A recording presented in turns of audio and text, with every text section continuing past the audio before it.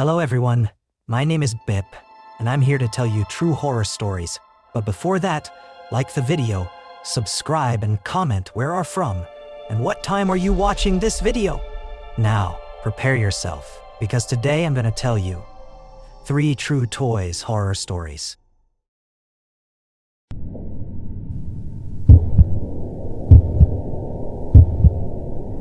During the last holiday, I decided to travel with some friends to a small countryside town. We wanted to escape the hustle of the big city, breathe fresh air, and disconnect for a few days.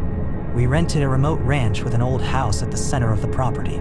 It had a nostalgic vibe, with dark wooden furniture, creaky doors, and a slightly musty smell that seemed to tell stories of decades gone by.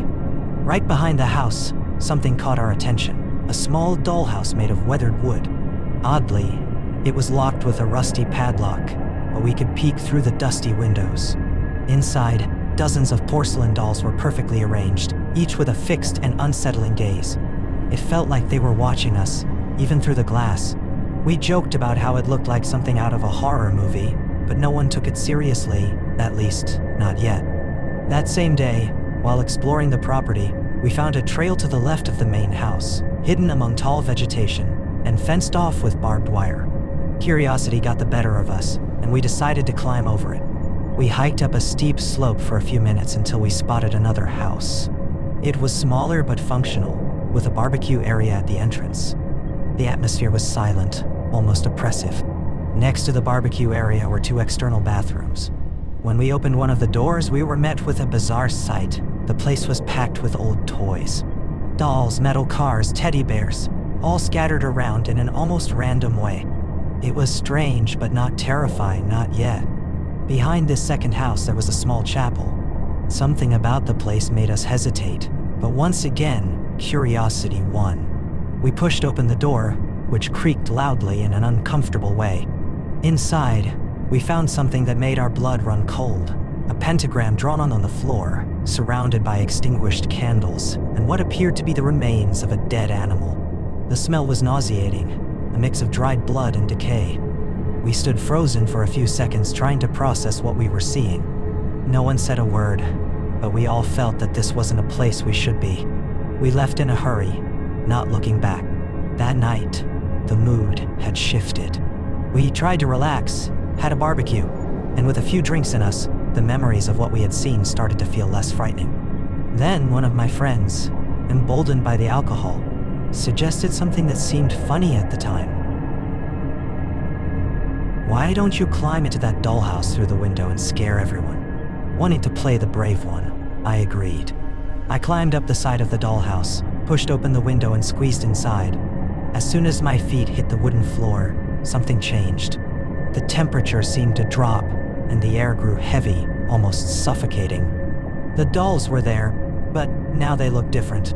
Their glass eyes gleamed in the moonlight that filtered through the window. It felt as though they were watching me, not as lifeless objects, but as living beings. A chill ran down my spine, and a single thought crossed my mind: get out of here now. Without thinking twice, I jumped back out the window and ran to the main house. My friends laughed, thinking I was joking, but I couldn't explain what I had felt in there. Later that night, after I calmed down, I went to bed. My bed faced a glass door that opened to the back of the house. Outside, the lawn vanished into a line of dense, dark trees. I tried to ignore the uneasiness, but as the hours passed, something began to bother me. It felt like I was being watched. I opened my eyes and looked at the door. There was nothing outside, only darkness. I closed my eyes again, but the feeling persisted.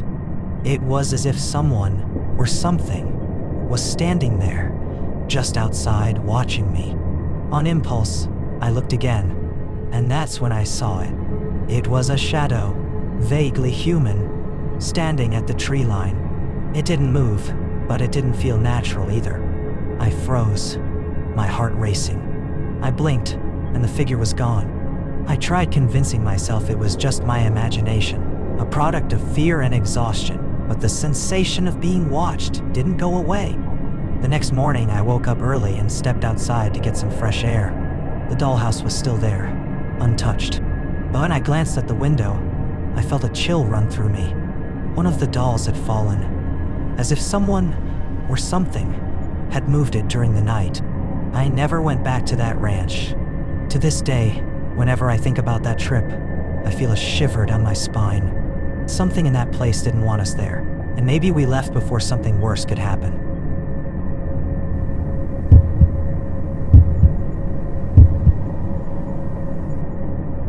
When my sister was younger, she had a doll that would talk and laugh if you pressed a button on its chest. It was one of those electronic dolls that were popular at the time, but I never liked it. There was something unsettling about that doll.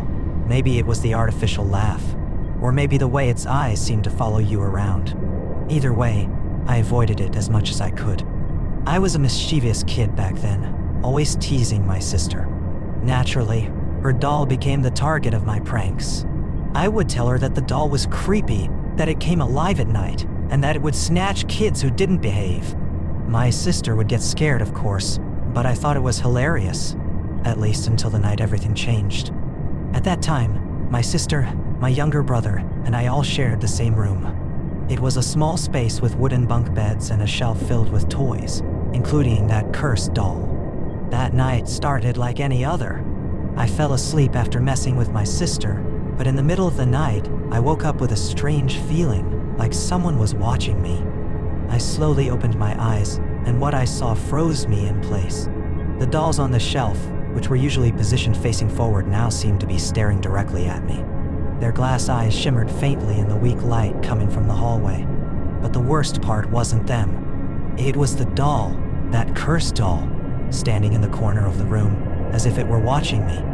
My breathing became shallow, and my heart pounded in my chest. I tried to convince myself it was just my imagination. I got up, turned all the dolls to face the wall, and placed the doll back in the corner, lying it down so it couldn't stare anymore. Then I went to the bathroom, hoping to calm down. The silence in the house felt oppressive as I stood in the bathroom, trying to shake off the unease. When I returned to the bedroom, my heart sank. The dolls were all facing forward again, staring at me just like before. The doll, however, was no longer in the corner where I had left it. I scanned the room, and there it was, closer to the door, as if it had moved on its own. A cold shiver ran down my spine. I didn't know what else to do, so I woke up my sister. I gently shook her awake and asked, "Did you move the dolls?" She blinked at me, still half asleep, and said, "No, I didn't touch anything." The fear in my voice must have convinced her I wasn't joking, because she quickly sat up, looking around the room with wide eyes. And then, it happened. The doll started talking by itself. Not only that, it laughed, a mechanical, eerie laugh that echoed through the room. We both screamed at the top of our lungs, waking up my brother. He immediately started crying, terrified by the noise and our panic.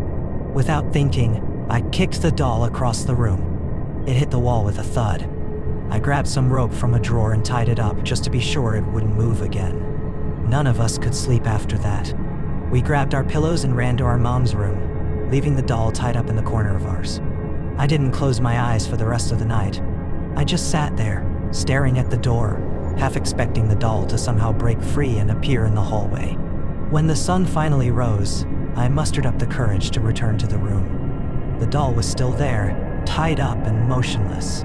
I took it outside and stuffed it into a box. That same day, I asked my mom to get rid of it. I don't know what she did with it, but I never saw that doll again. To this day, I can't forget the sound of its laugh or the way those glass eyes seemed to follow me. After that night, I stopped teasing my sister, and I never underestimated how creepy a seemingly harmless toy could be.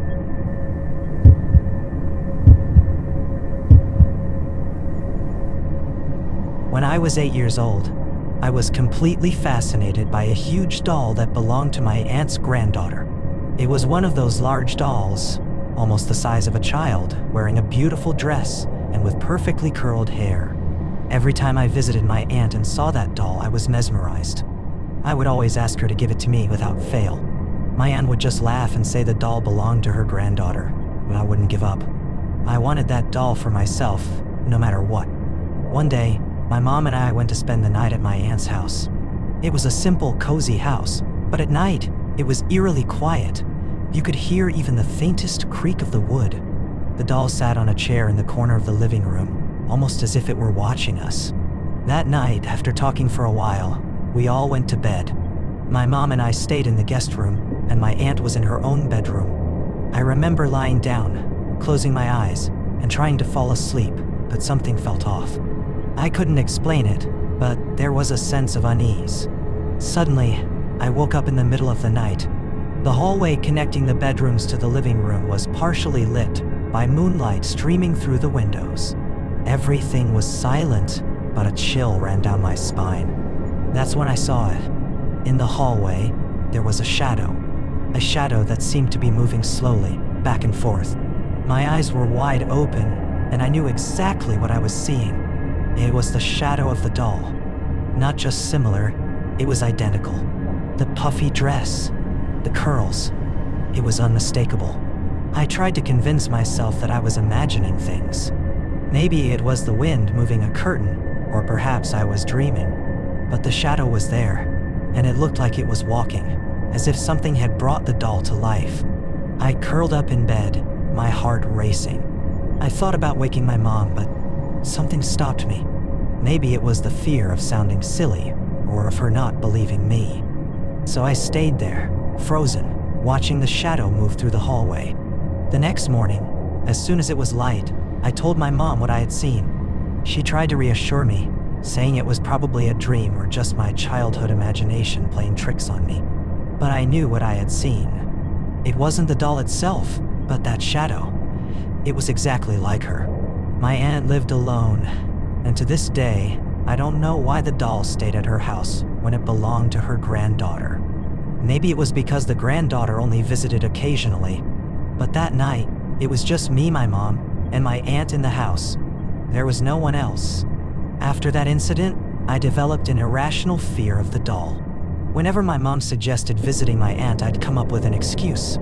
I didn't want to go back there, not even to walk through the living room and see that doll again. Even now as an adult, I still wonder what really happened that night.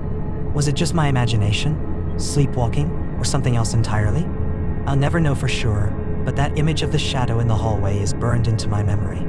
And every time I think about it, I can't help but shiver.